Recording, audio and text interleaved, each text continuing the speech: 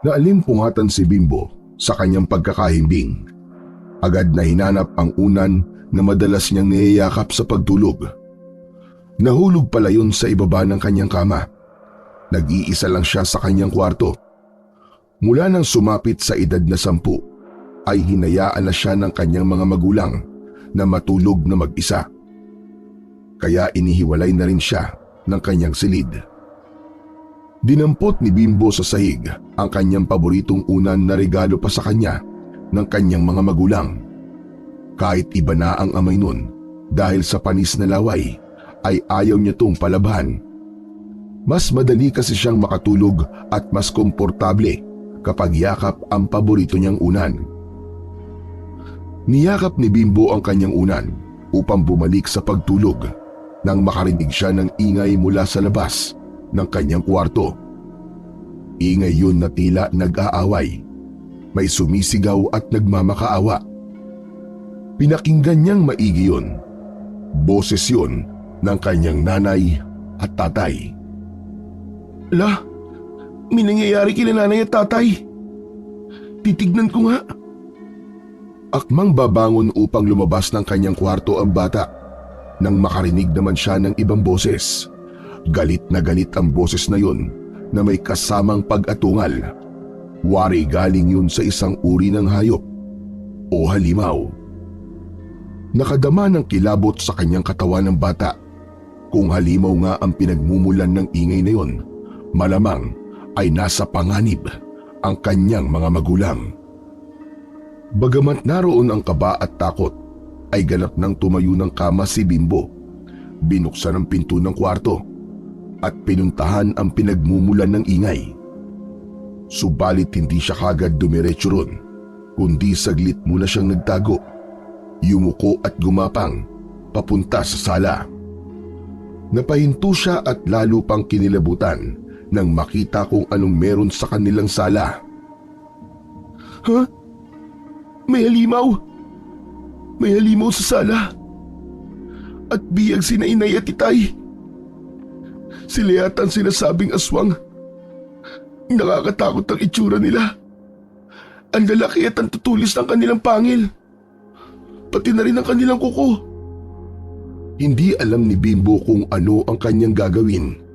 Isiniksik niya ang kanyang sarili sa isang sulok ng bahay.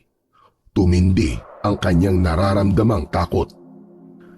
Dinig na dinig niya ang tanong ng dalawang aswang sa kanyang mga magulang. "Ano? Nasaan siya? Nasaan siya?" Subalit walang makuwang sagot ang aswang sa kanyang mga magulang na bihag ng dalawang halimaw. "Talagang nagmamatigas ka? Ayaw mong magsalita?" Lalong nagalit ang mga aswang sa pananahimik ng mga magulang ni Bimbo, kaya hinigpitan ng isang mabangis na aswang ang pagkakahawak sa liig ng tatay ng bata at sinakmal yun. Sumirit ang masagalang dugo mula sa liig ng lalaki na tumalsik pa sa mukha ng aswang. Sinipsip at walang awang pinatay ng mabangis na aswang ang ama ni Bimbo.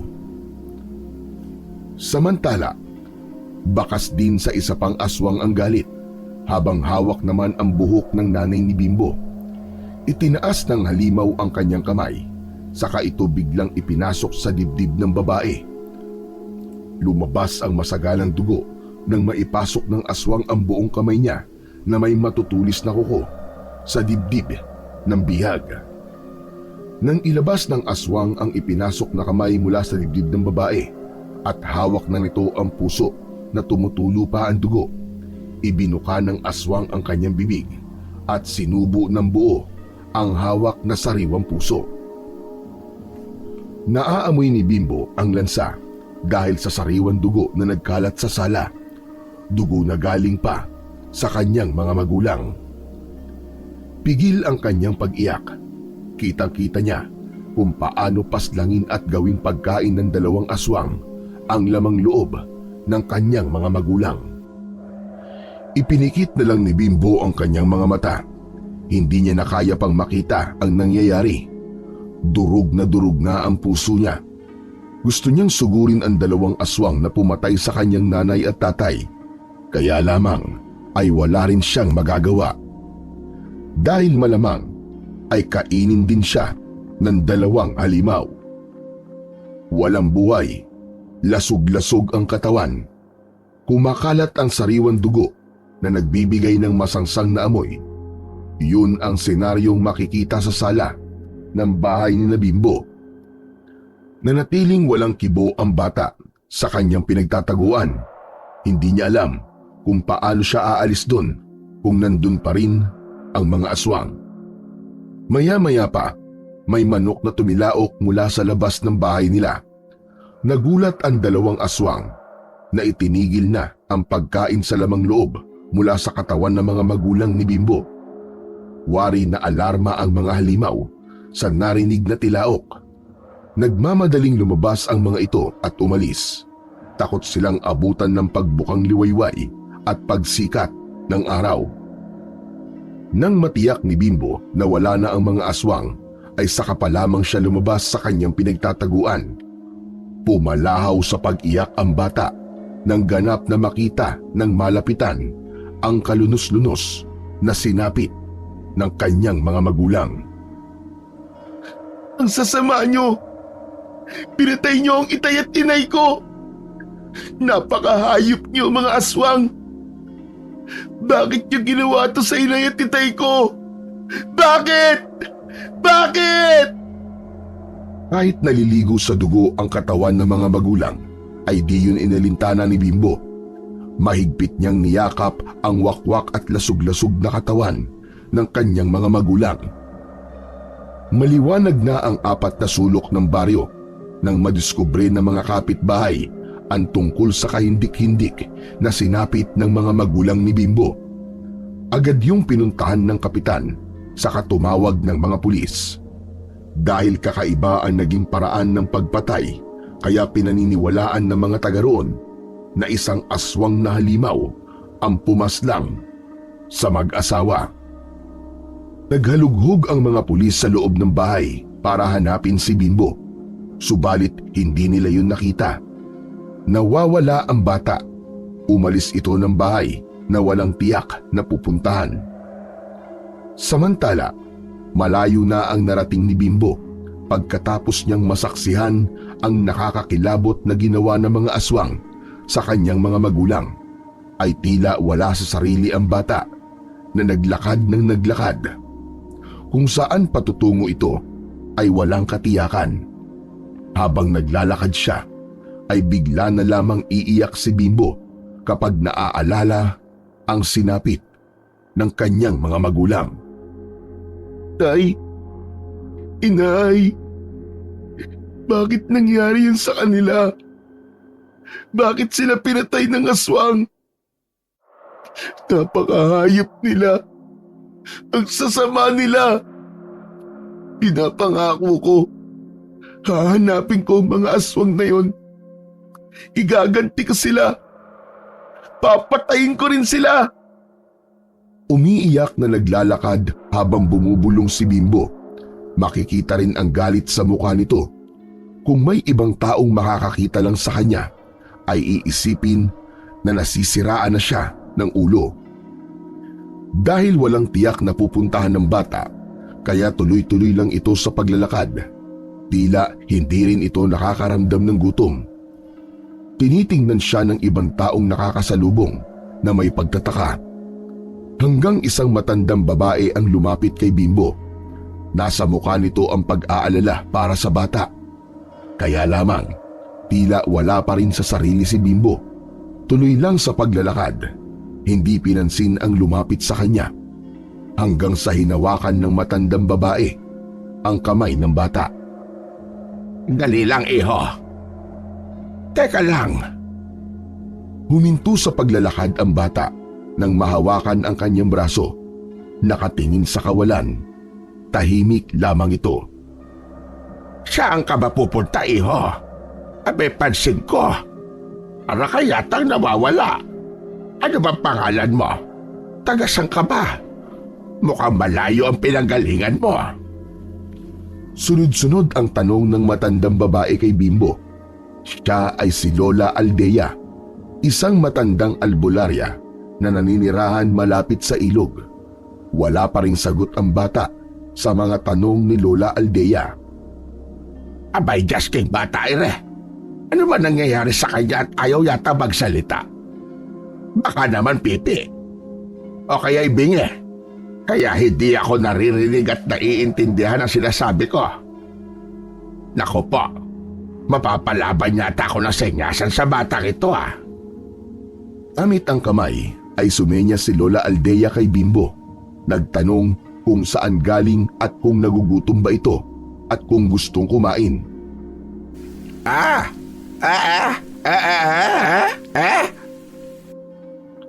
Nakatingin si Bimbo sa matanda. Napakunot ang noo nito. Ano po bang sinasabi nyo? Hindi naman po ako pipi. Hindi rin po ako bingi. Abay, salbahe kang bata ka. Pinahirapan mo pa ako sa pagsisenyas. Nagmukha tuloy ako sento-sento. Marunong ka naman pala magsalita. Sino po bang may sabi na sumenyas kayo? Narinig ko naman po yung tanong nyo kanini. Kaya lang, wala po ako sa kondisyon na sagutin yon. Saan ka ba pupunta, iho? Hindi ko po alam. Saan ba mga magulang mo? At hinahayaan kang gumala sa kung saan-saan? Tahimik na napatingin si Bimbo kay Lola Aldea. Iniyuko nito ang ulo. Saka nagsimulang umiyak. Wala na po sila. Patay na po sila. Pinatay po sila ng mga aswang. Jesus Mariosep, o ba yung sinasabi mo? Opo, walang awang pinatay ng aswang at tatay at nanay ko. Kinain sila ng aswang.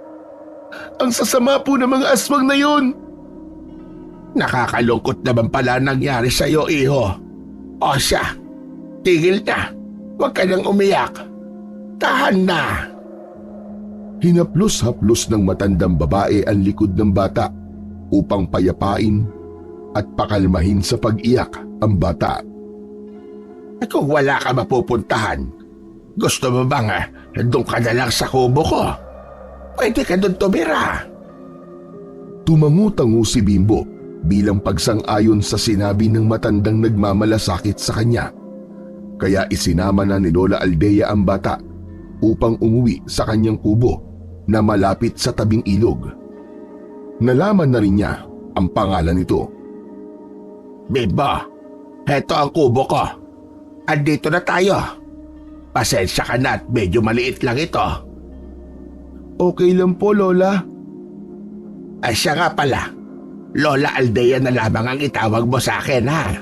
At mula ngayon, ikaw naman ay magiging apo ko na. Ayos lang ba yun sa'yo? Opo, Lola Aldea. Mukhang malayo ang pinanggalingan mo. Malamang ay gutom ka na.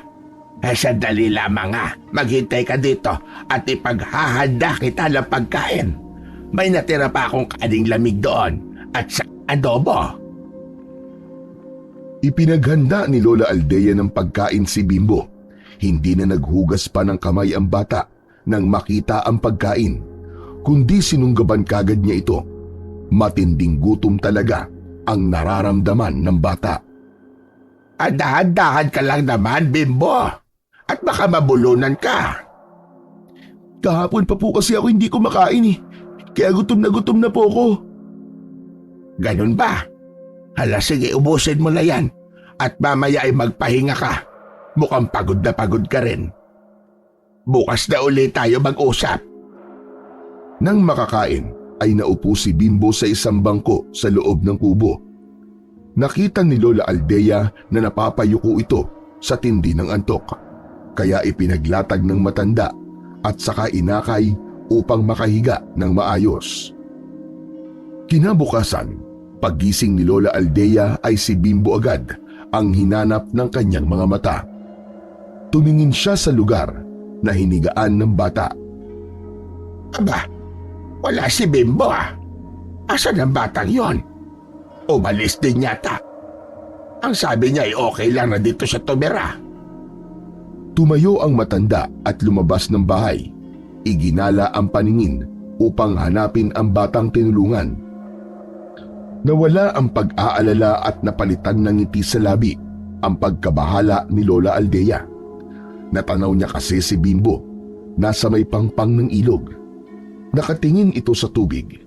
Naisip niya na marahil ay nainip ito, kaya't pagkagising ay lumabas ng bahay at naglakad-lakad. Nilapitan siya ni Lola Aldea. Kala ko kung saan ka na nagpunta, Bimbo. Andito ka lang pala sa may ilog. Naglakad-lakad lang po ako, Lola. Magandang lugar na ito. Tahimik at payapa sa pakiramdam. Kaya pinili kong dito tumira. Talaga po bang nag-iisa lang po kayo, Lola? Oo, Bimbo. Wala na rin akong mga kamag-anak. Pero sanay naman na akong nag-iisa. Pasensya na po kayo dahil naabala ko pa po kayo. Makakaistorbo po ako sa inyo. Ayos lang yun, iho. Saka ako nag-alok sa'yo para dumito ka na lang. Kaya wala kang dapat na ipag-alala. Halika na, bumalik na tayo sa loob ng kubo. Maghahanda ko ng almusal natin. Sige po, Lola. Nauna nang lumakad pabalik ng kubo si Lola Aldea. Sumunod naman kagad si Bimbo. Doon na ang magiging tirahan niya, kasama ang matandang nagbukas ng kanyang tahanan para tulungan at damayan siya. Nang matapos ang pananghalian, ay oras na yun ng pamamahinga ni Lola Aldea. Bukas na lang siya maglalako ng mga dahong gulay na aanihin sa kanyang taniman. Mabilis na nakatulog sa upuang tumba-tumba ang matanda. Nang makita ni Bimbo na tulog na yun, ay lumabas siya ng bahay. Bumalik siya sa pangpang ng ilog na malapit lamang sa kubo. Kakaiba ang pangahalina ng malinaw na tubig sa ilog. Hinubad ni Bimbo ang suot na t-shirt at lumusong doon. Malamig ang tubig at nang ganap ng mabasa ang buong katawan ni Bimbo, ay tila nagbigay yun ng kakaibang sigla sa kanya. Naibsan ang bigat sa dibdib na kanyang nararamdaman. Yun ang unang pagkakataon na naligo siya pagkatapos ng mga nangyari sa kanyang mga mahal sa buhay. Tuloy-tuloy ang paglusong ni Bimbo patungo sa gitna ng ilog. Walang kaide-ideya ang bata na malalim ang gitnang bahaging yon. Kaya nagulat si Bimbo nang biglang lumubog ang kanyang kabuuan. Tila ba nahulog siya sa malalim na hukay. Kakawag-kawag ang bata para piliting pumaibabaw sa tubig. Kaya nga lang ay hirap siya dahil hindi naman siya marunong lumangoy. Sa isang tao na hindi marunong lumangoy ay papalubog ito kapag nagkakakawag sa ilalim ng tubig. Hindi kagaya sa taong marunong lumangoy na ang pagkawag at paggalaw sa ilalim ng tubig ay patungo sa ibabaw. Kaya sa madaling salita ay nalulunod na si Bimbo ng sandaling yun. Itinaas ang kanyang kamay upang humingi ng tulong. Ibig rin niyang sumigaw, subalit tila walang lumalabas na boses. Isa pa'y nakakalunok siya ng tubig kapag ibinubukas niya ang kanyang bibig. Hindi malaman ni Bimbo ang kanyang gagawin. Ang tanging nasa isip niya ng sandaling yun, marahil yun na ang kanyang kamatayan kapag walang nakakita sa kanya. Subalit sadyang hindi pa yun ang kanyang wakas, dahil mula sa kabilang bahagi ng ilog ay isang batang napagawi sa pangpang ang nakakita kay Bimbo na nangangailangan ng saklolo. Agad na tumalon sa ilog ang batang yon. Lumangoy papalapit kay Bimbo. Hinagilap ng bata ang gawing leeg ng nalulunod. Kinalawit yon ng kanyang braso at hinila papunta sa pangpang habang lumalangoy. Yun ang tamang paraan ng pagsagip sa nalulunod dahil sa mas mahihirapan siyang lumangoy kung yayakap sa kanya ang taong ililigtas. Nang makarating sa pangpang, ay agad na binigyan si Bimbo ng first aid. Tila sanay sa pagliligtas ng taong nalulunod ang batang tumulong. May malay pa si Bimbo pero habol ang hininga at tiyak marami rin itong nainom na tubig. Kaya diniinan ng bata ang gawing sikmura ni Bimbo. sa ikatlong diin sa sikmura ay inilabas nito ang tubig na nainom. O ano? Anong pakiramdam mo, bata? Okay na ako. Salamat. Hindi ka dapat pumupunta sa gitnang bahagi ng ilog, lalo na kung hindi ka marunong lumangoy. Hindi ko naman kasi alam na malalim pala yun eh. Akala ko tuloy, gusto mo na magpakalunod eh. Salamat talaga sa iyo ah. Miko. Miko ang pangalan ko. Ikaw? Ako naman si Bimbo. Maraming salamat sa pagliligtas mo sa akin, Miko. Wala yun. Marami na akong nailigtas dahil nalulunod sila kapag naliligo dito sa ilog na to. Kasama na ako doon. Tagasang ka nga pala. Ngayon lang kita nakita dito ah. Diyan lang ako nakatira sa bahay ni Lola Aldea. Lola mo pala siya? Ha? Oo. Lola ko siya. Kaya mo naman tumayo. Ihatid kita dun sa kubo ng lola mo. Hindi na, Miko. Kaya ko na. Bago pa nakatayo si Bimbo, ay narinig nila ang pagtawag ni Lola Aldea. Hinahanap na nito si Bimbo. Nang makitang nasa may pangpang ng ilog, ay nagmamadaling lumapit ang matandang babae sa dalawang bata. Sko ka bata ka. Pinag-alala mo ako ha. Ano nangyari sa'yo? Nalunod po siya, Lola Aldea. Nako, abay sinasabi ko na nga ba? Hindi ko po kasi alam na malalim ang gitnang bahagi ng ilog eh. Pero salamat na lang po at iniligtas ako ni Miko. Maraming salamat sa'yo, Miko. Iniligtas mo ang apo ko. Wala pong anuman yun, Lola Aldea. Halika na, Bimbo. Umuwi na tayo. At para makapagpalit ka na rin ng damit. Miko, maraming salamat ulit sa tulong mo. Lola Aldea, pwede po bang maging magkaibigan kami ni Bimbo? Abay, oo naman. Bakit hindi?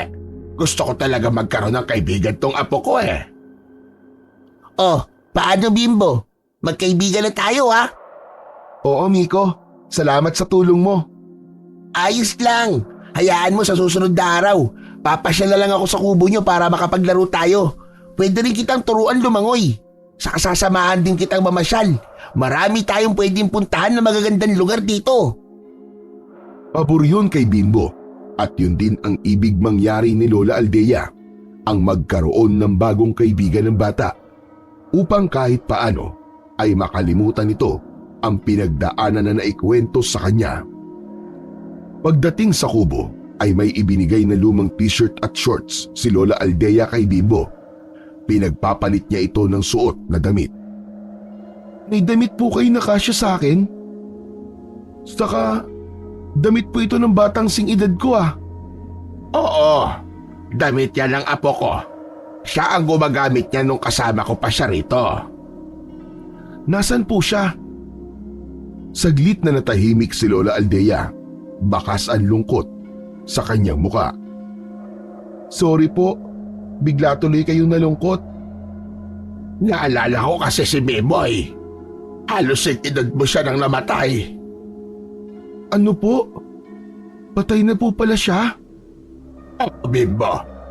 Nagkaroon siya ng malubhang sakit. Dinala ko siya sa iba't ibang albularyo. Maging sa doktor. Pero hindi na rin siya gumaling. Siguro sadyang hanggang doon na lamang ang kanya buhay. Ganun po ba? Kaya nga nang makita kita, hindi na ako nagdalawang isip na tulungan ka at aloking dito na lamang tumira sa aking kubo. Para kasing nakikita ko siya sa'yo. Nakikita ko sa'yo ang pumanaw kong apo. Kaya masaya ako na may kasama na uli ako dito sa kubo. Ako po'y nagpapasalamat din sa inyo, Lola Aldea. Dahil kinupkup niyo po ako. Dahil sa inyo, nagkaroon po ako uli ng pamilya. Marahil sadyang pinag-adya na mag-cruise ang landas ni Bimbo at Lola Aldea upang mapunan ang pangungulila ng isa't isa sa mga nawalang mahal sa buhay. Kinabukasan, maaga pa'y nasa kubo na si Miko. Magandang umaga po, Lola Aldea. Oh, ikaw pala, Biko. Ano ba sadya mo? Di po ba sabi ko kay Bimbo, sasamahan ko po siya gumala para makita po niya yung iba't ibang lugar dito po sa baryo. Nag-aalmusal pa siya eh. Ikaw ba kumain ka na? Opo, kumain na po ako ng nilagang kamote at balinghoy na niluto ni Inang. Baka naman magalit sa'yo ang inang mo dahil ang aga-aga mo nagpunta rito. Hindi po. Maaga rin po kasing umalis si Inang eh. May lalakarin daw po siya sa bayan. May ayuda daw po na ibibigay ang gobyerno. Pinuntahan po ni Inay. Abay, ganun ba? Maigi pa pala ang inay mo. May matatanggap na ayuda. Sana naman maambunan man lang ako. Pabihira naman kasi tong iba rito. Kapag may palista hindi ako sinasama. Sana naman puntahan rin nila ako dito sa ilog. Hayaan niyo po. Sasabihin ko po kay Inay. Baka po matulungan kayo, Lola Aldea. Ito na pala kaibigan mo, Miko. Tapos kang kumain. Ang aga mo ah. Ngayon na ba tayo gagala, Miko? Oo, Bimbo. Ayos lang ba sa'yo? Oo naman. O siya, sige. Pumunta na kayo sa pupuntahan nyo. Miko, ikaw na ang bahala sa kaibigan mo ha. Hindi pa yan sanay dito sa lugar natin. Opo, Lola Aldea. Ako po ang bahala kay Bimbo. Ay galak sa muka na umalis na ang bagong magkaibigan. May ngiti namang nararamdaman si Lola Aldea. Dahil alam niyang kahit paano, makakatulong yun sa bata para maibsan ang masakit na pinagdaanan. Binaybay nila Bimbo at Miko ang gilid ng ilog. Mahaba ang ilog na yun hanggang patungo sa kabundukan. Habang naglalakad ang dalawa, ay tila ba tour guide si Miko na maraming kinikwento sa kanyang bagong kaibigan. Alam mo, ang sabi nila, ang ilog daw na yan ay naging daanan ng mga Pilipinong lumaban sa mga Hapon. Diyan daw sila nagpapadala sa Agos para takasan ng mga sundalong Hapon. Sinong may sabi sa'yo? Ang tatay ko at kwento sa kanya ng lolo Gimuko. Isa kasi siyang guerrilla nun. Sila yung mga lumalaban sa mga sundalong Hapon. Marami palang kwento ang ilog na to, no? Tsaka alam mo ba, ang hindi ko makakalimutan na kwento niya ay yung tungkol sa San Telmo. San Telmo? Oo, isa daw tong maliit na bolang apoy na lumulutang sa hangin. Pero lumalaki kapag dilapitan at makikita kapag gabi sa ganitong lugar na malapit sa may ilog. Anong meron yung San Telmo? Sabi nila, pwede magbigay ng swerte tapos maaari din magbigay ng power o ng kapangyarihan. Kaya magiging malakas ka. Yung San Telmo na yun ay kaluluwa daw ng mga namayapa. Tapos meron ding sa engkanto. Dalawang klase pala ang San Telmo. Oo, yun ang sabi sa akin. Yung isang San Telmo ay kaluluwa ng taong namatay dito sa ilog o kaya dito inilibing. Tapos humihingi sila ng katarungan o kaya ay may nais iparating sa mga naiwang pamilya. Yung isang San Telmo, ano naman yun? Yun naman ang bantay sa ilog. Isang kakaibang uri ng engkanto na kapag naging kaibigan mo ay tutulungan ka sa lahat ng gagawin mo. Tapos, bibigyan ka ng kapangyarihan, ng lakas, at saka ng tapang. Di ba ang astig doon kapag yung San Telmo ng engkanto nakita mo? Oo nga. Ikaw, nakakita ka na ba? Hindi pa nga eh. Paano? Ayaw akong palabasin ni Inang kapag gabi. Baka daw yung San Telmo na kaluluwa ng mga taong namatay ang makita ko. Dapat pala, ang makita natin ay yung San Telmo na bantay sa ilog. Yung isang engkantado para mas astig. Oo, Bimbo. Kasi nga, swerte ang ibibigay niya at saka power. Baka maging katulad ka ni Bernardo Carpio o kaya ni Captain Barbel. Lalabanan mo yung mga masasama. Maililigtas mo yung mga naaapi. Mabibigyan mo ng hustisya yung mga tao naghahanap ng katarungan. Natahimik si Bimbo. Biglang pumasok sa isip niya ang kanyang mga magulang. Napabuntong hininga siya. Oh, ano nangyari sa'yo, Bimbo? Bigla ka natahimik dyan ah. Ano bang iniisip mo? Wala, Miko. Meron lang akong naalala. Gusto mo pa bang pumunta sa ibang lugar? Doon sa may burol. Masarap magpahangin doon. May mga kwento din ako tungkol sa bundok at burol. Kwento naman ng lola Ana ko. Ang dami mo palang alam na kwento, Miko. Oo naman. Lahat kasi ng kwento na nalologi mo at lola Ana, natatandaan ko. Hindi ko kagad nakakalimutan. Tapos, ikikwento ko sa mga kakilala ko at mga kaibigan. O ano? Punta na ba tayo doon sa may burol? Hindi na. Sa sunod na lang. Pagod na rin ako maglakad eh. Saka medyo sumasakit na ang paa ko. Hindi ka pa kasi sanay maglakad ng malayo eh. Pero masasanay ka rin. O sige, uuwi na tayo. Sige, baka nag-aalala na rin si Lola Aldea eh. Ihatid na kita. Baka sabihin ni Lola Aldea, hinayaan na lang kita. Hindi na, ayos lang yun. Saka hindi na ako maliligaw. Alam ko na ang daan pa uwi sa kubo. Hindi na nagpumilit pa si Miko na ihatid si Bimbo. Sa pag-uwi ni Bimbo sa kubo ay naroon at naghahanda na ng pananghalian si Lola Aldea. Oh, nandito ka na pala. Akala ko hindi ka pa uuwi, apo. Gutom na rin po kasi ako, Lole. Ang dami po palang kwento ni Miko, no? Ganon talaga ang batang yon. Pero mabait si Miko. Kaya nga pumayag ako maging kaibigan mo siya. Nakakatuwa po siyang kasama, Lola Aldea. Mabuti naman at naging masaya ka sa pamamasyal nyo. Sige na, maupo ka na at nang makakain na tayo. Mula nang marinig ni Bimbo ang mga sinabi ni Miko tungkol sa San Telmo, ay hindi na yun naalis sa isip niya. Paulit-ulit niyang naaalala at kung ano ang maaari niyang maging pakinabang. Pag nakita ko ang San Telmo na sinasabi ni Miko, kakaibiganin ko siya. Tapos, maaari na akong humingi ng tulong sa kanya. Magkakaroon din ako ng power. Kapag nangyari yun, magagawa ko na ang gusto ko. Hahanapin ko ang aswang na pumatay kay Inay at Itay. Gagantihan ko talaga sila. Papatayin ko rin sila.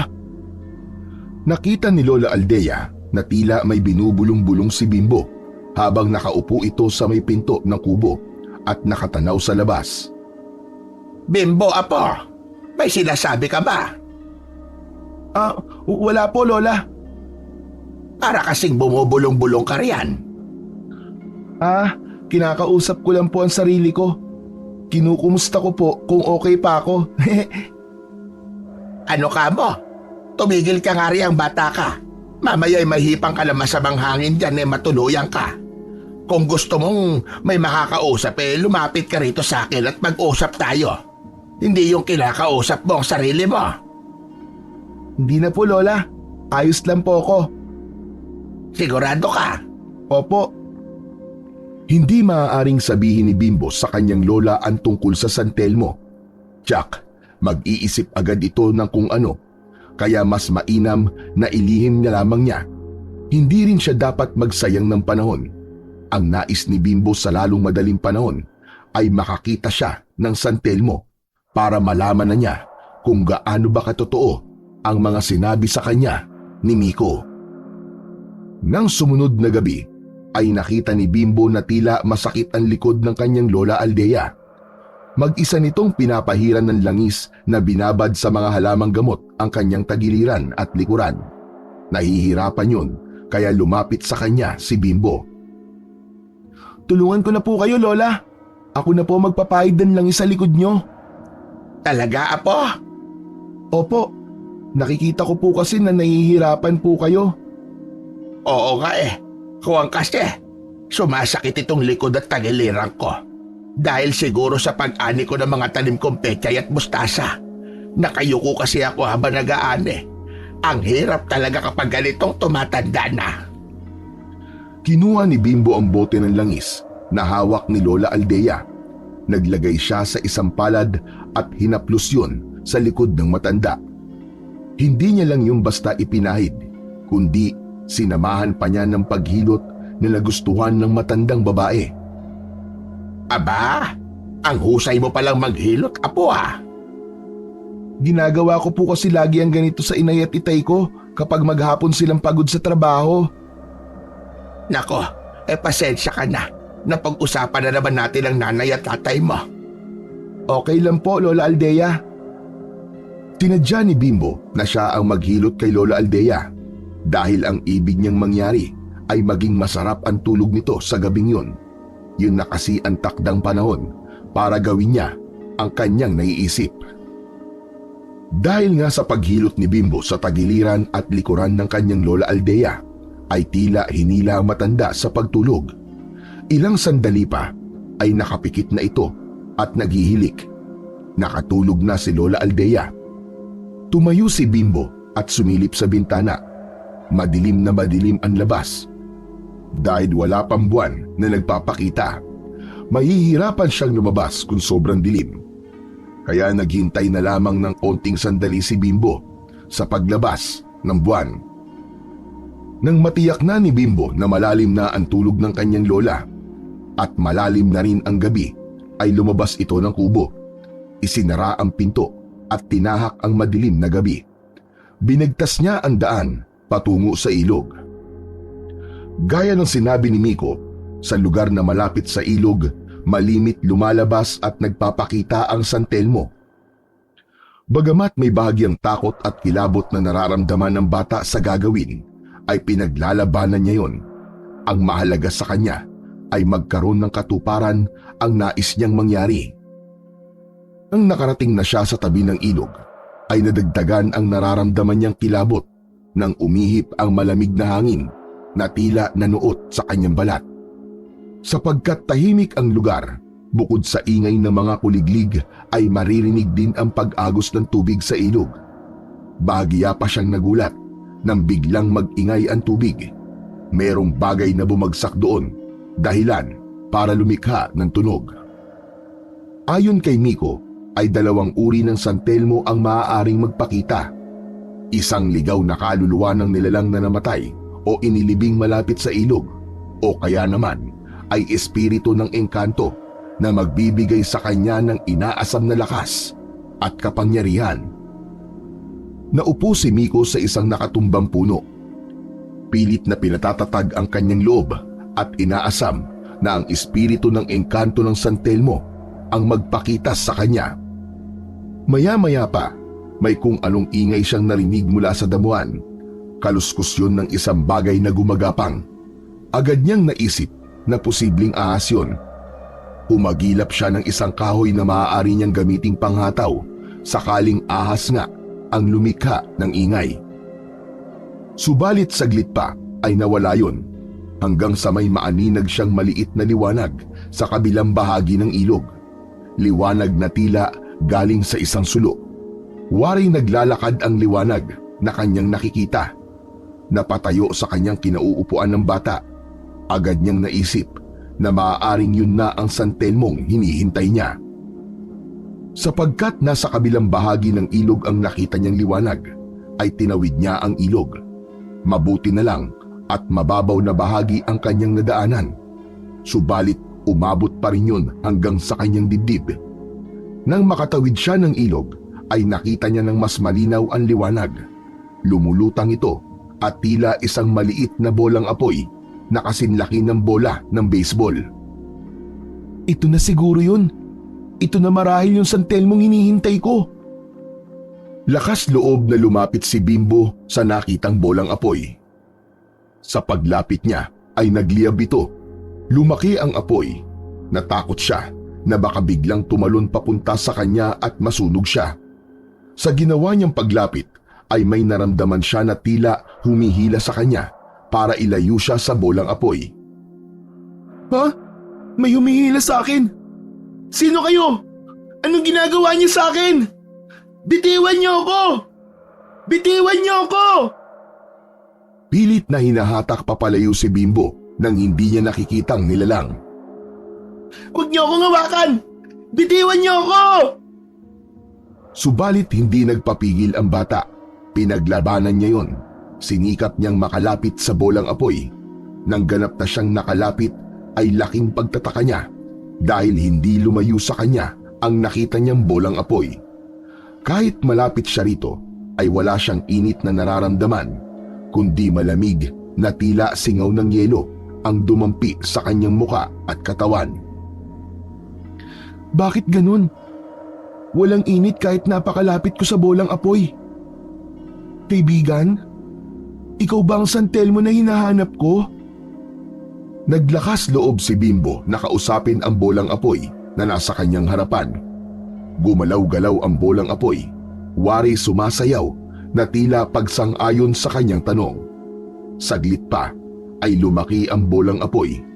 Napaurong naman si Bimbo. Binalot ng takot ang kanyang katauhan. Nag-alala na baka kung anong gawin sa kanya ng bolang apoy na yon. Ang naglalagablab na bolang apoy ay lumikha ng imahe. Naging hugis tao yon. Nanlaki ang mga mata ng bata sa mga sumunod na nangyari. Hindi siya makapaniwala sa nangyari sa bolang apoy. Ha? Naging taong apoy? Ikaw nga ba ang San Telmo? Walang nakuwang sagot si Bimbo. Ang taong apoy na nasa harapan niya ay nagpatuloy sa pagbabago ng anyo hanggang sa nawala ng tuluyan ang lagablab ng apoy. Kundi ang naiwan na lamang ay isang tila normal na tao. Maputi ang balat at kulay puti rin ang buhok. Isang matikas na lalaki na kung titingnan ay isang albino o kung tawagin sa atin ay anak araw.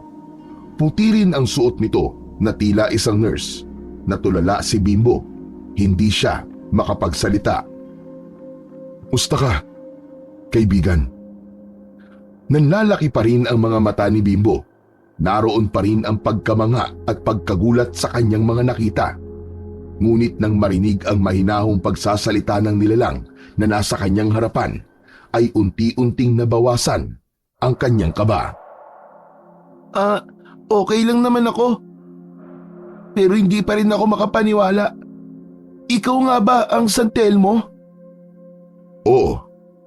Di ba't ako ang hinahanap mo? Ikaw nga. Ako nga pala si Bimbo. Tawagin mo na lamang akong Santi. Salamat ha. At nagpakita ka sa akin. Isa ka bang engkanto? Oo, tama ka. Ako ang engkanto na nasa bolang apoy na nakita mo. At dahil hindi ka natakot na magpakita ko sa'yo, nakuha mo ang aking pagtitiwala. Ikaw na ngayon ang aking master. Magkaibigan na tayo. Talaga, Santi? Kaya mula ngayon, anumang lakas at kapangyarihang meron ako, maipapasa ko yun sa'yo. Kakampi mo na ako, Bimbo. Hindi makapaniwala ang bata sa kanyang narinig na sinabi ng San Telmo na naging tao. Kung ganun, matutulungan mo ko? Sa abot ng aking lakas at kapangyarihan, gagawin ko ang aking makakaya, Bimbo. Kunin mo to. Puting bilog na bato? Oo, iiwan ko yan sa'yo. Sa sandaling kailangan mo ang tulong ko, ikiskis mo lang yan sa kahit na anong bagay at magpapakita ko sa'yo. Kailangan ko na ring umalis. Hindi ako maaari magtagal na nasaan yung tao. Agad ay nawala ang San Telmo na nagkatawang tao. Naging puting usok ito. Subalit ang usok na yon ay pumasok sa puting bato na hawak ni Bimbo. Ganun pala. Nasa akin na ang San Telmo. Hawak ko na siya dahil narito yun sa loob ng puting bato. Nagsimula na ang pagbukang liwayway kaya kailangan na rin umuwi ni Bimbo. Dapat siyang makauwi bago pa magising ang Lola Aldea niya. Hinawakan niya ng maigpit ang puting bato. Inilagay yon sa kanyang bulsa upang hindi mawala. Bago ihakbang ng bata ang mga paa papauwi, ay isang bagay ang pumasok sa kanyang isipan. Tagumpay ang kanyang misyon at maaari na niyang simulan ang kanyang pinaplano. Yun ay ang hanapin ang nilalang na pumaslang sa kanyang mga magulang. Natutulog pa si Lola Aldea nang sapitin ni Bimbo ang kubo. Pumwesto na siya sa kanyang higaan upang matulog na kahit mag-uumaga na nun. Pagkahiga niya ay narinig niyang gumalaw ang matandang babae. Saan ka galing, Bimbo? Napapitlag ang bata dahil gising pala ang kanyang lola. Alam nito na umalis siya ng gabing yon. Gigising po kayo, Lola? Oo, kanina pa. Kaya nga nalaman kong wala ka. Gusto ko malaman kung saan ka nagpunta. Saan ka ba galing? Dyan lang po sa labas ng kubo. Nagpahangin. Nainitan po kasi ako eh.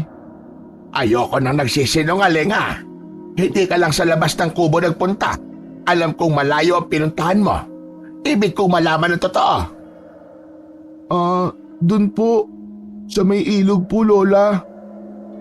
Ang ganitong oras. Di mo ba alam na napakadelikado magtuuron tuwing gabi? Hindi mo alam mga pwedeng mangyari sa'yo. Wala naman po masamang nangyari sa akin eh. Kaya magpasalamat ka dahil walang kung anong nangyari sa'yo. Hindi sinabi ni Bimbo ang totoong naganap sa may ilog, maging ang pagpapakita sa kanya ng San Telmo. Baka kasi hindi yun magustuhan ni Lola Aldea at kung ano pa ang gawin nito sa kanya. Baka kunin din sa kanya ang puting bato, kaya nanahimik na lamang siya. Bagamat hindi nagustuhan ni Lola Aldea ang naging pag-alis niya ng gabing nakalipas, hindi naman siya pinagalitan, kundi pinagsabihan lang. Maingat niyang itinago ang ibinigay na bato ng San Telmo. Sa mga susunod na araw ay kanya nang uumpisahan ang kanyang balak. Samantala, sa pagkikita muli ni Bimbo at Miko ay nagkwentuhan ang dalawa tungkol ito sa kumakalat na balita. Totoo ba yung sinasabi mo, Miko? Merong aswang?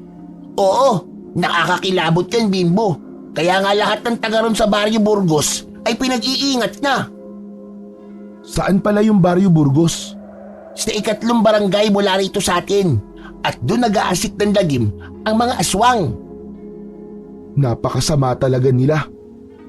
Di ba nakakatakot yun? Dahil nga pumapatay sila. Tapos kumakain pa ng laman ng loob at sumisip-sip ng dugo ng tao. Biglang naikuyom ni Bimbo ang kanyang mga palad sa mga sinabi ni Miko. Minsan pa'y bumalik sa kanyang gunita ang masaklap na nangyari sa kanyang mga mahal sa buhay. Napansin ni Miko ang tila pagbabago ng ekspresyon sa muka ng kaibigan. O Bimbo, okay ka lang ba ha? Ano nangyayari sa'yo? Galit ka ba sa akin? Sorry na kaagad. Hindi sumagot si Bimbo. Nakatiim ang bagang ng bata. Nakakaramdam siya ng galit kapag bumabalik sa alaala niya ang lahat. Nako, sorry na talaga Bimbo. Hindi ko naman alam na magagalit ka sa akin dahil sa ikinuwento ko sa iyo ang tungkol sa aswang eh. Biglang kumalma si Bimbo. Naramdaman niyang nag-aalala ang kaharap na kaibigan. Pasensya ka na, Miko. Hindi ko lang talaga maiwasang hindi makaramdam ng galit kapag nakakarinig ako ng tungkol sa mga aswang. Bakit ba? Naka-experience ka na ba na inatake ka ng aswang? Ang nanay at tatay ko, pinatay sila ng aswang. Walang nagawa si Bimbo, kundi ang ipaalam na lamang sa kaibigan niya ang pinagdaanan niya kung bakit galit ang nararamdaman niya kapag nakakarinig ng tungkol sa mga aswang. Sorry ah. Kaya pala. Gusto kong gumanti sa kanila. Gusto kong makita sila. At ako ang papatay sa kanila. Hala, hindi yung ganun kadali, Bimbo. Delikado yun. Saka paano mo sila lalabanan? Pangkaraniwang tao ka lang. Baka nga isang sakmal lang sa'yo nun. Isang kalmot lang na matutulis nilang kuko. Patay ka na kagad. Wala akong pakialam. Basta, gusto ko silang makaharap. Kahit mamatay pa ako, maiganti ko lamang sina inay at itay. Sana pala may power ako para matulungan kita. Teka, di ba nasabi ko na sa iyo ang tungkol sa San Telmo? Yung San Telmong engkantado? Yun na makakatulong sa iyo. Hindi na kumibo si Bimbo dahil nagawa niya na yon. Kaya nga lang ay hindi niya maaaring sabihin sa kanyang kaibigan, kung kaya sinarili na lamang niya. Nang araw ding yon, pagkarinig ni Bimbo tungkol sa gumagalang aswang sa Baryo Burgos ay isang bagay lang ang agad na pumasok sa kanyang isipan. Pupunta siya sa lugar na yon para hanapin at harapin ang aswang, para makaganti at bigyan ng katarungan ang sinapit ng mga magulang. Hindi na nagpaalam pa si Bimbo kay Lola Aldea saka hindi rin naman siya papayagan. Sapagkat may kalayuan ang baryo na pupuntahan ni Bimbo, kaya sumabay siya sa mga taong sumasakay ng jeep. Hindi naman siya hininga ng pamasahe, lalo na't nakatayo lamang siya. Ang iisipin ng driver ay kasama siya ng isa sa mga pasahero. Pinakikiramdaman niya ang bawat bumababa ng jeep. Kaya nang may marinig siyang isang pasahero na bababa sa Barrio Burgos, ay tinandaan niya yon. Sasabay na lang siya kapag bumaba ito. Samantala, nag-aalala na si Lola Aldea dahil hapon na ay wala pa rin si Bimbo. Nagpaalam ito na makikipaglaro kay Miko, kaya nga lang, inabot na ng hapon ay hindi pa rin ito umuuwi. Kaya nang makita ni Lola Aldea si Miko, ay inusisa nito. Hindi pa po umuwi si Bimbo? Oo, at sabi kasi niya ay maglalaro lang kayong dalawa. Pero kaninang umaga pa po kami nagkita ni Bimbo, Lola Aldea. Naku, saan kaya nagpunta yun? Meron ka bang nabanggit sa kanya? Meron po, tungkol po sa aswang na nag-aasik ng lagim sa kabilang baryo. Doon po sa may Baryo Burgos. Nasabi nga po niya sa akin na pinatay ng aswang ang itay at inay niya. Naku po, ito na nga bang ikinakabahala ko? Bakit po, Lola Aldea? Baka nagpunta ron ng batang yon para hanapin ang aswang. Samantala, nakarating na nga si Bimbo sa baryong kanyang pakay. Wala siyang kakilala roon, kaya wala siyang tiyak na matutuluyan. Plano kasi niya ay hindi naman dun magtatagal. Kumakagat na ang dilim ng mga sandaling yon. Nasa kakahuyan siya at doon muna magpapalipas ng gabi. Dahil nag-iisa at walang kasama, naalala niya ang sinabi ng San Telmo. Kung kailangan siya ay ikiskis lang ang batong puti sa kahit na anong bagay upang magpakita ito. Kaya kinuha ni Bimbo ang bato at ikiniskis yun sa tuyong kahoy na kanyang kinauupuan. Saglit pa ay nagpakita ang bolang apoy na maya-maya pa ay naghugis tao at naging si Santi. May kailangan ka ba sa akin, kaibigan? Salamat at nagpakita ka sa akin, kaibigang Santi. Nalulungkot kasi ako dahil nag-iisa lang ako dito at kailangan ko ng kasama. Huwag kang mag-alala, nandito lamang ako. May maitutulong ba ako sa'yo? Sa baryong to, nagpapakita ang aswang. May kutob akong sila ang aswang na pumatay sa mga magulang ko. Kailangan kong gumanti sa kanila, kaibigang Santi. Dapat na rin silang mamatay para wala lang silang mabiktima pa. Huwag kang mag-alala. Handa kitang tulungan, kaibigang Bimbo. Nag-uusap ang dalawa nang may kakatwang mangyari sa kinaroroonan nila. Yumanig ang lupa, lumindol. Kasunod nun ay ang pagbuka ng lupa sa lugar malapit sa kanila.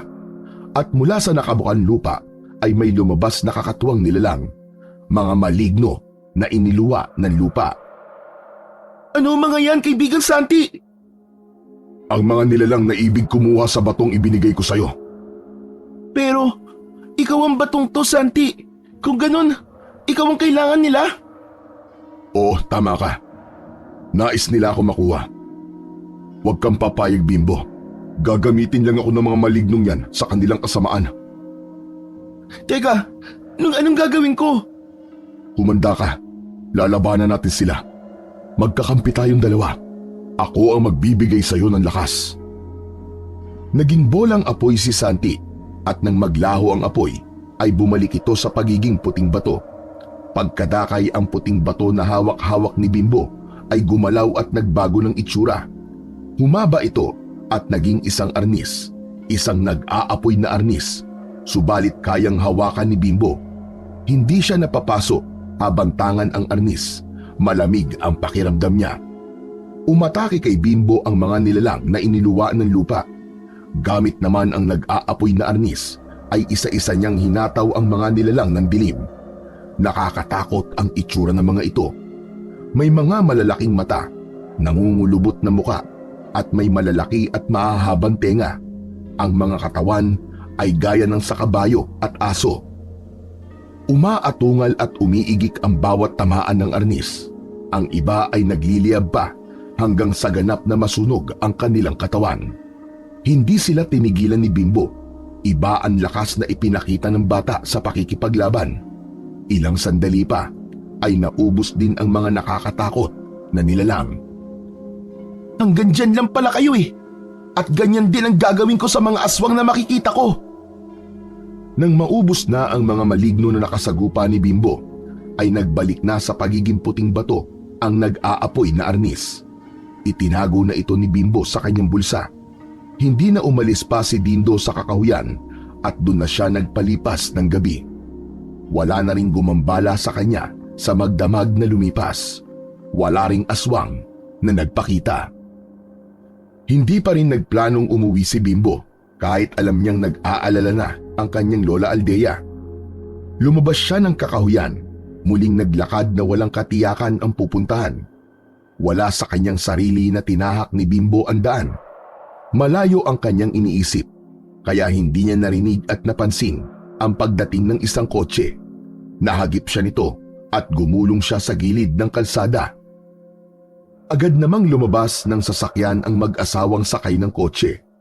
Labis ang pagkabahala ng mga ito nang makita ang nakahandusay na si Bimbo sa kalsada. Sus Mariosep! Hindi na yata gumagalaw ang bata, Ricardo! Dadalhin natin siya sa ospital. Gumalaw si Bimbo. Pilit na ibinangon ang katawan. Hindi na po. Huwag niyo na po akong dalhin sa ospital. Okay lang po ako. Sigurado ka ba? Opo, kaya ko pong tumayo. Nagalusan lang po ako. Kailangan ka pa rin masuri ng doktor. Hindi na po talaga. Ayos lang po ako. Kung talagang ayaw mong dalhin ka namin sa ospital, ihahatid ka na lang namin sa inyo. Tagasang ka ba? Walang maisagot si Bimbo. Ayaw pa rin niyang bumalik kay Lola Aldea. Isa pa, hindi rin niya alam ang address nito. Imutan mo ang tirahan niyo? Ihatid ka namin. Tsak nag-aalala na sa'yo mga magulang mo. Wala na po sila. Wala kang magulang? Ulila ka na? Opo. Kawawa ka naman pala. Ricardo, kung wala na siyang mauuwian, edi isama na lang natin. Gusto mo ba? Iuwi ka na lamang namin sa amin? Sa amin ka na lang tumira. May kumislap sa mga mata ni Bimbo. Naisip niya, kahit di na muna siya umuwi kay Lola Aldea, meron na siyang matutuluyan. Okay lang po ba sa inyo? Oo naman. Magiging masaya kami kung sasama ka sa amin. Ngumiti si Bimbo. Kahayagan yun ng kanyang pagsang-ayon. O siya, halika. Tumayo ka na at uuwi na tayo sa bago mong bahay. Ano nga palang pangalan mo, bata? Nagpakilala si Bimbo. Ganon din ang mag-asawang nag-alok sa kanya ng tulong at patutuloyin siya sa kanilang bahay. Sila ay sina Ricardo at Daniela, mga negosyante at walang ibang kasama sa kanilang bahay. Kayo lang po ba nakatira dito sa malaking bahay na to? Oo, tama ka. Kaya nga aalog-alog kami rito ni Daniela eh. Wala po kayong anak? Hindi agad nakasagot ang mag-asawa. Napatitig naman si Daniela kay Bimbo. Wala na siya, Bimbo. Ay, sorry po. Okay lang. Kaya nga masaya kami na pumayag kang dito tumira. Dahil meron na kami makakasama at pwede naming maging anak. May hatid na saya kay Bimbo ang sinabi ni Daniela, lalo na't wala na ang kanyang mga magulang. Dahil dito ka natitira at magiging anak na namin, edi dapat mama at papa na ang itawag mo sa amin. Oo nga naman, Bimbo. Okay lang ba sa'yo na mama at papa na ang itawag mo sa amin? Isang malaking ngiti ang iginanti ni Bimbo sa mag-asawa. Opo, masaya po akong tawagin kayong mama at papa. Waring nakabuti kay Bimbo ang pag-alis niya sa poder ni Lola Aldea dahil nakatagpo siya ng mga taong itinuring siyang anak at kanya namang ituturing na magulang. Samantala, sa kubo ni Lola Aldea ay naging malungkutin ang matanda sa pag-alis ni Bimbo. Tila may naging kulang na sa buhay niya.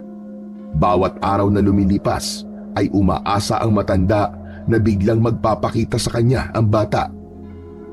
Kapag nakikita nito si Miko, ay agad itong nagtatanong baka may nalalaman kung nasaan si Bimbo.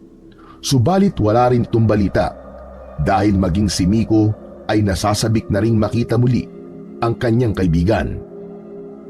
Malaki ang naging pagbabago ng buhay ni Bimbo sa pagtira niya sa bahay ng mag-asawang Ricardo at Daniela.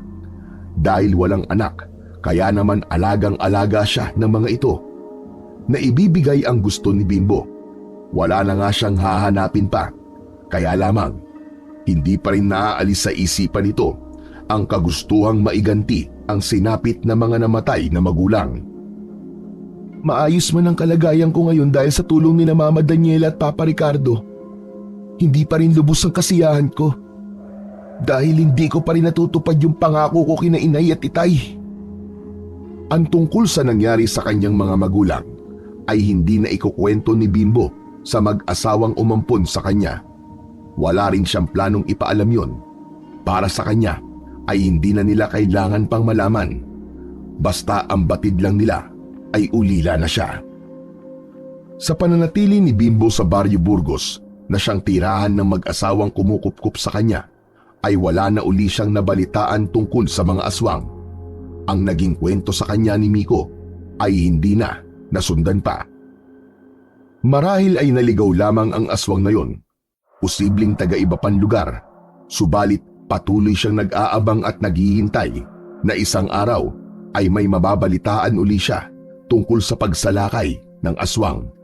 Kaya tuloy pa rin ang kanyang plano kasama ang kanyang kaibigang si Santi. Minsan, nagising sa gitna ng gabi si Bimbo. Nahirapan siyang matulog. Pabiling-biling siya sa higaan pero hindi pa rin siya dalawin ng antok.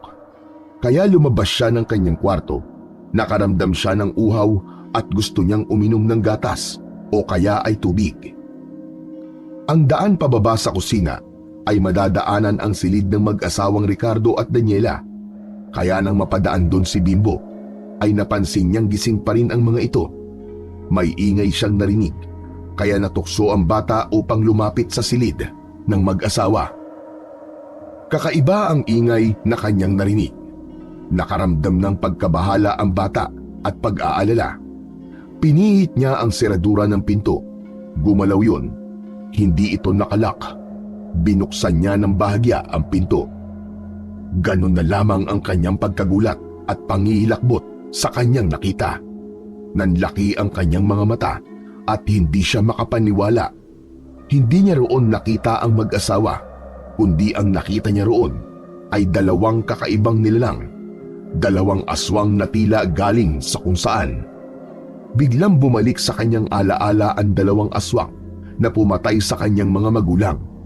Kitang-kita niya kung paano nilapa at winakwak ang dibdib para kainin lamang ang lamang loob.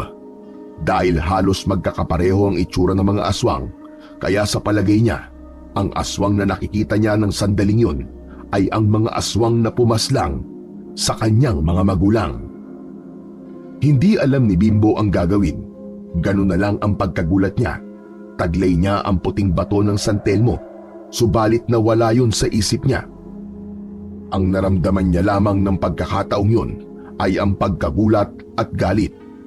Agad siyang lumayo sa may pintuan nang makaramdam siya ng tila lalabas ang mag-asawa na naroroon sa loob ng kwarto.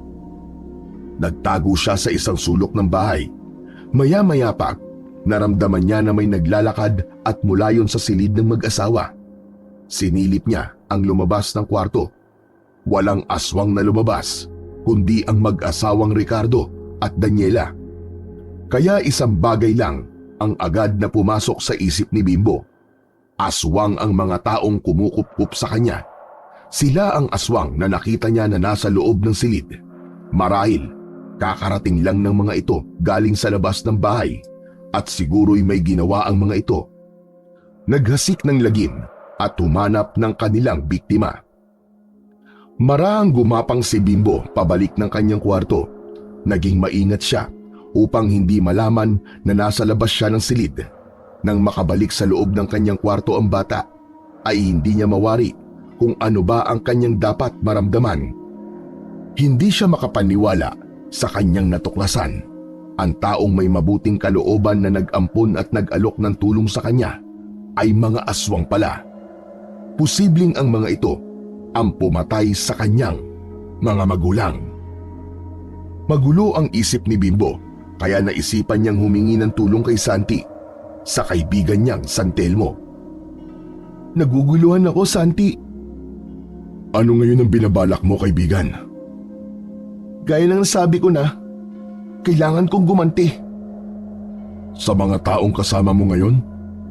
Mga aswang sila. Pero nakatitiyak ka bang sila ang aswang na pumaslang sa mga magulang mo? Hindi ko alam, kaibigang Santi. Subalit kauri nila yun. Kaya damay na rin sila sa galit ko. Huwag ka sana magpadalos-dalos sa iniisip mo. Matagal akong naghintay. Subalit mahirap magkamali. Dapat na silang mamatay.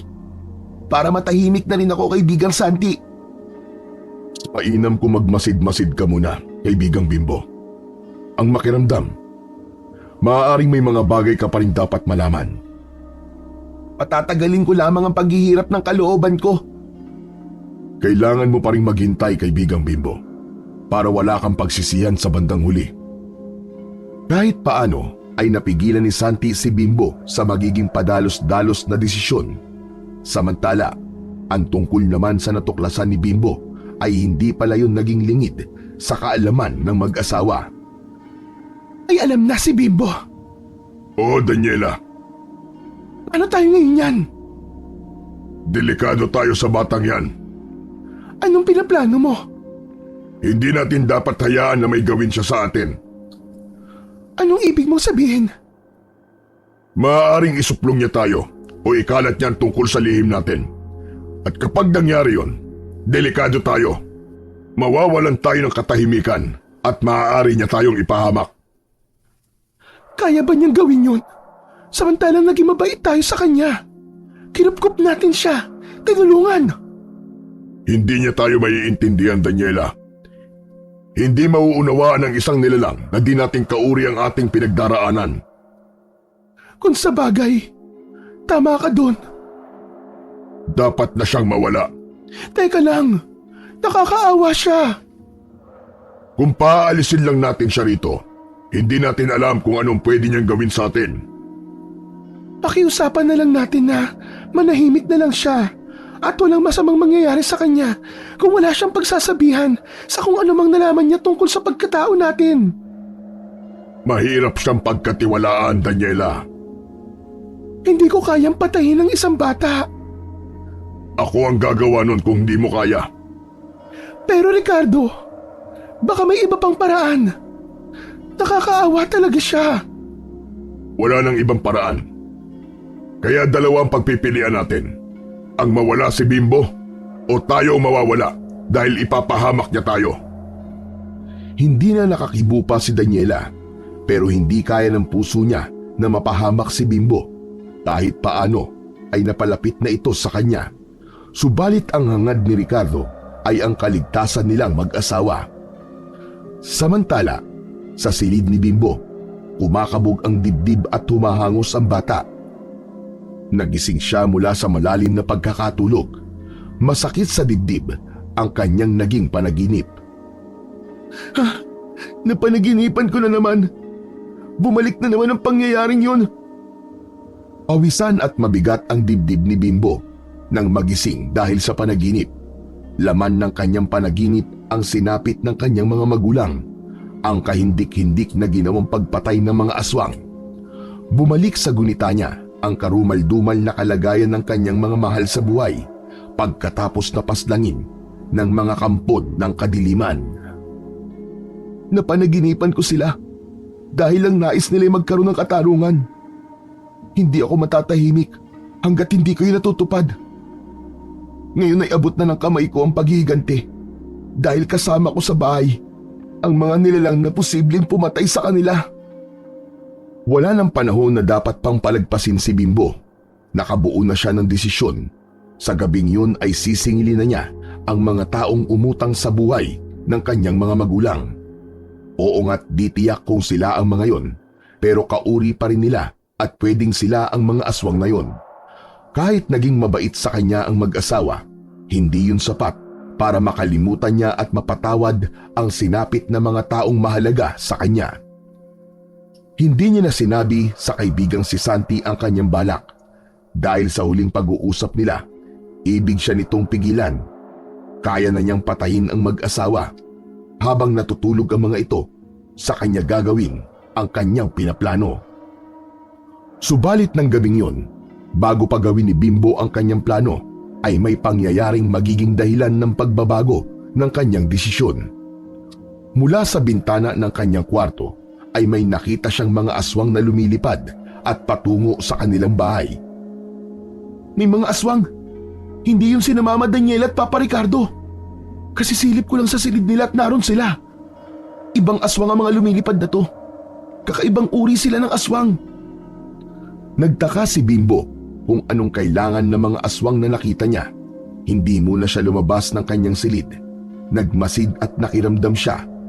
Mula sa kanyang silid ay nakita niyang lumabas ng bahay ang mag-asawang Ricardo at Daniela. Palabas sila ng bahay. Mukhang haharapin nila mga aswang na umaatake. Nang makita ni Bimbo na lumabas ng bahay ang mag-asawa, ay sumunod na rin siya. Hindi na matutuloy ang kanyang pinaplano dahil may ibang mangyayari sa gabing yun. Nang makalabas ng bahay ang mag-asawa, ay agad na nagbago ang anyo ng mga ito. Naging ganap rin silang aswang. Agad na sinalakay ng mga aswang na kanina pa nag-aabang sa kanila. Pangil sa pangil, kuko sa kuko ang paglalabanan ng mga ito. Walang sino mang gustong magpadaig. Walang ideya si Bimbo kung ano ba ang ugat ng pinag-aawayan ng mga ito. Sa pagpapatuloy na paglalabanan na magkabilang panig, ay nakita ng bata na tila tagilid ang aswang na sina Ricardo at Daniela. Higit na malalakas at madiskarte ang mga dumating na aswang. Mapapahamak si Mama Daniela at Papa Ricardo. Kailangan nila ng tulong ko. Naguguluhan na rin ako kung sino nga ba sa mga aswang na yan ang talagang pumatay sa mga magulang ko. Buti na lang, hindi ko pa nagagawa ang plano ko. Baka hindi talaga si Mama Daniela ang tunay na may kagagawan. Kaya tama si Santi. Waring nagkaroon ng kaliwanagan ang isip ni Bimbo. Tama ang kaibigan niyang Santelmo na hindi siya pwedeng magpadalos-dalos. Kailangan ni na Papa Ricardo ang tulong. Hindi ko sila dapat hayaang mapahamak. Agad na kinuha ni Bimbo ang batong puti at ikinuskos sa matigas na bagay. Nag-apoy ang bato at lumikha ng imahe hanggang sa maging nag-aapoy na arnis ito. Saka lumapit sa mga aswang. Ako ang harapin niyo mga aswang! Huwag ang Papa Ricardo at Mama Daniela ko! Nagulat ang nagpapatayang mga aswang sa biglang paglapit ni Bimbo. Hawak ang nag-aapoy na arnis na nagbigay ng liwanag sa lugar na yon. Si Bimbo! Tignan mo!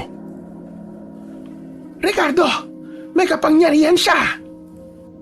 Harapin niyo ang inyong kamatayan! Mga aswang na pangit! Sa paglapit ni Bimbo ay nalipat ang atensyon ng mga sumasalakay na aswang at sumugod ito patungo sa kanya. Subalit nagsasayan lang sila ng lakas. Sa bawat pag-atake ay nakakatikim sila ng haribas at hataw mula sa nagliliyab na arnis ng bata.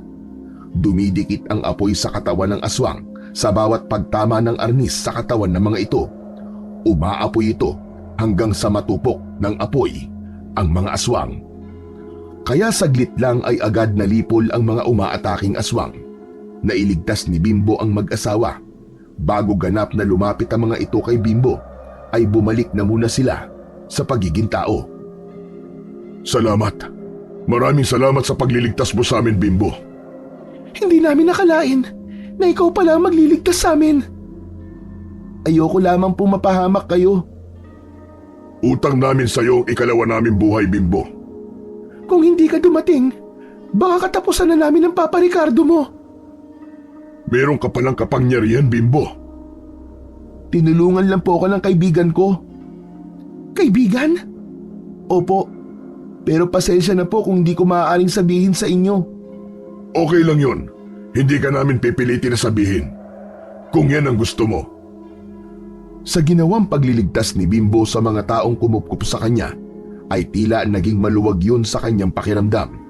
Kaya nga lang, nagkaroon naman ng pagkalito sa kanyang isipan kung paano niya maipaghihiganti ang mga magulang kung ang nais niyang gantihan ay posibleng wala palang kasalanan.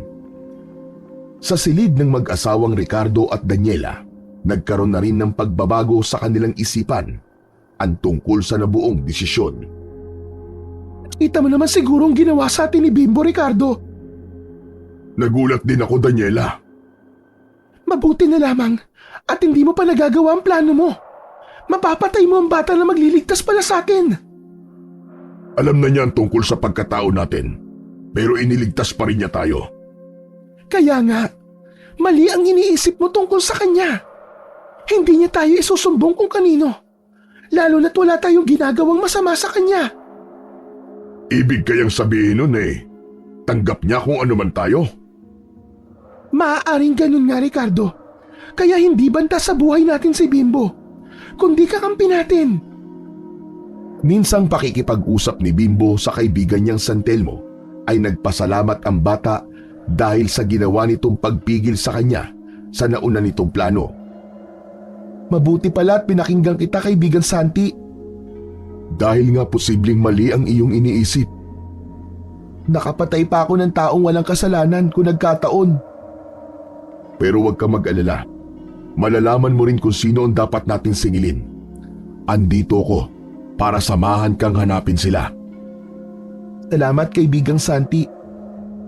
Alam mo bang dahil sa'yo, meron akong lakas ng loob na gawin ng ibang bagay? Pati ang maging matapang para humarap sa mga pagsubok at masasamang nilalang. Sapagkat yun ang silbi ko bilang isang kaibigan. Samantala, dahil sa mga nangyari, ay gumaan ang pakiramdam ng mag-asawang Ricardo at Daniela sapagkat hindi na nila kailangang pagdudahan pa si Bimbo. Ngayon ay nakatitiyak na silang hindi magiging banta si Bimbo sa kanila. Mananatili nila itong kasama at lalo pa nilang pahahalagahan. Para sa akin, ay swerte ang pagdating ni Bimbo sa buhay natin, Ricardo. Ang totoo ay mabigat din sa akin kung mawawala siya. Dahil nga sa gagawin ko sana. Pero hindi yun ipinahintulot na mangyari. Dahil kay Bimbo, napunan niya ang kasabikan ko sa pagkakaroon ng anak. Dahil nakikita ko sa kanya ang nawala nating anak. Ang anak natin na inagaw sa atin, Daniela. Kung nabubuhay lamang siya, marahil kasing laki na siya ni Bimbo. Darating pa kaya ang sandaling makikita natin siya? Umasa pa rin ako at hindi maling umasa. Sapagkat hindi na nga lihim kay Bimbo ang pagkatao na mag-asawa, ay kinausap na lamang nila ang bata upang hindi ito mag-alala at matakot sa kanila. Aswang man kami ni Mama Daniela mo, Bimbo. Subalit hindi kami aswang na kagaya ng iba. Aswang kami na merong pagpapahalaga sa kapwa. Kaya namin pigilan na gumawa ng masama, lalo na ang pagpatay. Naniniwala po ako sa inyo dahil sa pagtira ko po dito sa inyo ay napatunayan ko na mababait po kayo. Pero, minsan po ba, nagawa niyo na rin pong pumatay? Natahimik ang mag-asawa. Hindi alam kung paano sasagutin ang tanong ng bata. Subalit sinagot yun ni Ricardo nang walang pag-aalinlangan. Oo, Bimbo. Nagawa na namin yun. Dahil sa matinding galit. Ricardo, hindi mo na kailangan sabihin pa yun sa bata. Ibig ko lang maging totoo sa kanya, Daniela. Yamang alam na niya ang katotohanan tungkol sa atin at naniniwala ko na mauunawaan niya tayo at hindi niya tayo ipapahamak. Hindi ko po gagawin yun kahit kailan, Papa Ricardo. Salamat, Bimbo anak. Minsan, ayoko na rin sanang balikan pa ang pangyayaring yun sa aming buhay. Pero naging napakasakit dahil ipinagkait nilang magkasama kami ng aming anak. Ano pong ibig niyong sabihin? Mga taong may malaking atraso sa amin. Walang kapatawaran ng ginawa nilang kasalanan sa amin. Matagal nila kaming nilinlang at kailan lang nalaman namin na ang mga taong yun ang nagnakaw sa anak namin. 1 taong gulang pa lang ang anak namin nang nakawin siya. Inilayo siya sa amin. Ginawa nila yon para gantihan kami mag-asawa. Hindi kasi nila kayang tanggapin na mas lumalago ang aming negosyo kaysa sa kanila. Para gumanti, ay kinuha nila ang aming nag-iisang anak at itinago nila. Ang nais nila gamitin ito para gantihan kami. Ang wasakin kami. Hanggang sa nalaman namin kung saan sila nagtatago na matagal na panahon. Gamit ang aming pagkaaswang, pinuntahan namin sila sa kanilang bahay. Hindi namin napigilan ang galit at nagawa naming patayin sila. Napatay niyo po sila? Oo, Bimbo. Bugso yun ng matinding galit dahil sa ginawa nilang pagkuha sa aming anak. Ang nakakalungkot nga lamang ay hindi pa rin namin nabawi ang aming anak kahit napatay namin sila. Mag-uumaga na kasi nun, hindi na namin nagawang hanapin ng bata dahil malalaman na ng mga tao ang aming ginawa at malalagay kami sa panganib. Nang bumalik kami, wala na kaming makuwang impormasyon, lalo na kung nasa ng aming anak na matagal nilang itinago. Ano po bang pangalan ng mga taong sinasabi niyo, Mama Daniela? Yung kumuha po sa anak niyo.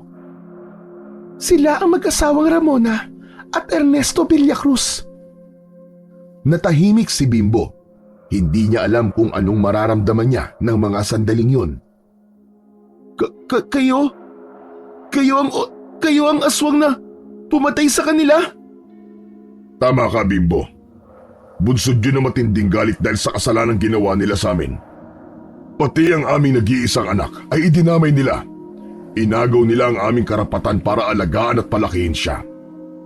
Hindi namin na iparamdam ang pagmamahal sa aming anak dahil sa kagagawan nila. Pero sisisihan din namin ang aming nagawa. Kaya lang, hindi na ibabalik pa ang mga nangyari. Parang sasabog ang dibdib ni Bimbo ng mga pagkakataong yun. Dahil sa kanyang mga nalaman ay naroon ang iba't ibang emosyon na pumuno sa kanyang dibdib. Waray namamanhid ang kanyang mga mata at ibig niyang umiyak. Napansin yun ni Daniela. Bakit, Bimbo? May sasabihin ka ba, iho? Hindi na kayang pigilan pa ni Bimbo ang kanyang nararamdaman, kaya lakas loob niyang sinabi kung ano yun. Kilala ko po mag-asawang pinatay niyo. Nagkatinginan sina Ricardo at Daniela. Kilala mo sila? Opo. Sila po ang inay at itay ko. Ano? Pinatay sila ng aswang at kayo po pala pumatay sa kanila.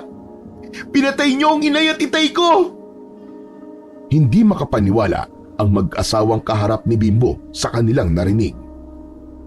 Kung ikaw ang anak nila, ibig sabihin, ikaw ang anak namin na kinuha nila. Dahil wala silang anak. Ikaw nga ang anak namin, Bimbo. Ikaw ang batang ninakaw nila sa amin. Ikaw ang anak namin.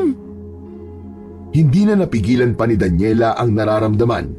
Agad siyang yumakap kay Bimbo. Ganon din si Ricardo. Dahil natitiyak nilang anak nila ang ngayon ay kanilang kaharap. Patawarin mo kami, Bimbo. Kung nagawa namin yun sa kanila. Alam naming labis ka nasaktan sa pagkawala nila. Sorry sa mga nagawa namin, anak. Naiintindihan ko po kayo dahil sa mga sinabi niyo sa akin. Kaya hindi po ako nagagalit sa inyo, Mama Daniela, Papa Ricardo. Kahit kayo ang dahilan ng pagkawala nila. Dahil masasama pala sila. Salamat, Bimbo anak. Nauunawaan mo kami. Sadyang may paraan talaga lagi ang tadhana. Kaya nangyari ito. Mabubuo na muli ang pamilya natin. At dahil po yun sa kaibigan kong Santelmo. Santelmo? Opo, siya ang naging dahilan bakit lumakas ang loob ko para gawin ang mga bagay na nagagawa ko ngayon. Gusto namin siya makilala at makapagpasalamat man lang sa kanya, anak. Nang magkaroon ng pagkakataon, ay ipinakilala ni Bimbo ang kanyang mga magulang sa kaibigang si Santi. Masaya akong makilala po kayo. Salamat sa ginawa mong tulong sa anak namin. Alam ko na mabuti kang kaibigan sa anak namin. Siya rin po ang tumulong sa akin para iligtas kayo sa mga aswang na gustong pumatay sa inyo. Maraming salamat talaga sa iyo, Santi. Nasa ganun silang sitwasyon na halos masaya na nang gulatin sila ng grupo ng mga aswang na biglang umatake. Mga kauri ito ng aswang na dati lumusob sa kanila. Hindi maaari to! Nagbalik sila! At mas maraming kasama! Ayaw nila talaga tayong tigilan hanggat hindi nila tayo napapatay. Baka wala sila ng kanilang pinuno na matagal ng inggit na inggit at galit na galit sa atin. Posibleng kamag-anak na mag-asawang napatay natin ang mga yan. Ang mag-asawang kumuha sa anak natin. Huwag po kayo mag-alala. Kami ni Santi ang bahala sa mga yan. Tutulungan namin kayo, anak. Tutulong din ako. Kaibigan Santi, kailangan nating harapin ang mga aswang na dumating. Oo, Bimbo. Agad na nagbago ng anyo si Santi. Naging isang bolang apoy muna ito at saka naging naglalagablab na arnis. Mahigpit itong hinawakan ni Bimbo upang gamitin para harapin ang mga aswang na nanggugulo sa kanila. Ito ang kanyang sandata. Bawat hataw, bawat haribas ni Bimbo gamit ang arnis na umaapoy ay kamatayan ang hatid sa mga aswang. Hindi rin naman nagpaawat ang mag-asawang Daniela at Ricardo na buong tapang na nakipagpambuno sa mga masasamang elemento. Dahil sa nag-aapoy na arnis na sandata ni Bimbo, ay walang nagawa ang mga aswang kundi ang umurong sapagkat batid nilang hindi nila kakayanin ang kakaibang arnis ng bata. Sa ikalawang pagkakataon ay minsan pang napaurong ni na Bimbo ang mga aswang. Naniniwala siya na hanggang nandyan ang kaibigan niyang San Telmo ay walang kampon ng kadiliman ang magtatagumpay laban sa kanila. Dahil aswang ang tunay na mga magulang ni Bimbo, ay wala silang plano na ipasa sa kanilang anak ang pagiging aswang. Dahil ang nais nila ay isang normal na buhay para sa bata. Samantala, ngayong batid na ni Bimbo ang totoo at nalamang buhay pa pala ang tunay niyang mga magulang, ay niyaya niya ang mga ito upang balikan si Lola Aldea. Hindi niya malilimot ang ipinakitang pagmamahal at pagmamalasakit sa kanya ng taong unang tumulong sa kanya. Ipinakilala ito ni Bimbo kina Ricardo at Daniela na kanyang mga magulang. Sapagkat ang nais ng mag-asawa ay gantihan ang naging kabutihan ng matanda sa kanilang anak, ay niyaya nila itong doon na tumira sa kanila para magkasama-sama silang lahat upang makapagsimula sila ng bagong buhay. Hindi lingid kay Bimbo na ang mga nangyari sa buhay niya ay dahil na rin kay Santi, ang San Telmo na kanyang naging kaibigan, kaya hindi niya malilimot na bahagi ito ng magandang nangyari sa kanyang buhay. Itinama nito ang mali at natuklasan niya ang katotohanan sa kanyang tunay na pagkatao. Subalit kailangan niya ng magdesisyon, kaya nagbalik siya sa may ilog upang ibalik doon si Santi. Maraming salamat sa iyo, kaibigang Santi. Ibabalik na kita kung saan ka dapat naninirahan. Masaya ako na may mabuti akong nagawa para sa buhay mo, kaibigang Bimbo. Ibabalik na kita rito sa ilog para sa iba pang gaya ko na maaari mong matulungan. Sadyang mabuti talaga ang kalooban mo, Bimbo. Hindi ka makasarili. Lagi mong iniisip ang ibang tao. Dahil tulad ko, ay maaaring mapaayos mo rin ang buhay ng ibang taong magiging bago mong kaibigan. Tama ka. At huwag kang mag-alala. Kapag kailangan mo ko muli, bumalik ka lang dito at handa kitang samahan muli at tulungan. May bigat ang mga paa na nilisan na ni Bimbo ang ilog kung saan nakasumpong siya ng isang tunay na kaibigan. Bago tuluyang umalis sa baryo na yon, ay dumaan din siya sa isa pang kaibigan na si Miko para magpasalamat. Hindi rin niya makakalimutan ang naging kabaitan nito sa kanya. Ngayong tapos na ang dilim na lumukob sa buhay ni Bimbo, nagkaroon ngayon ng tunay na liwanag dahil sa pagkakaalam niya ng katotohanan. Handa na siyang harapin ang buhay na sadyang nakalaan para sa kanya. Puno ng iba't ibang pagsubok ang buhay natin. Minsan, pinapahirapan ito ng mga taong may masamang hangarin. Kaya dapat lumaban lang at huwag titigil na ito ay harapin dahil sa dulo ng bawat dilim ay may liwanag na darating.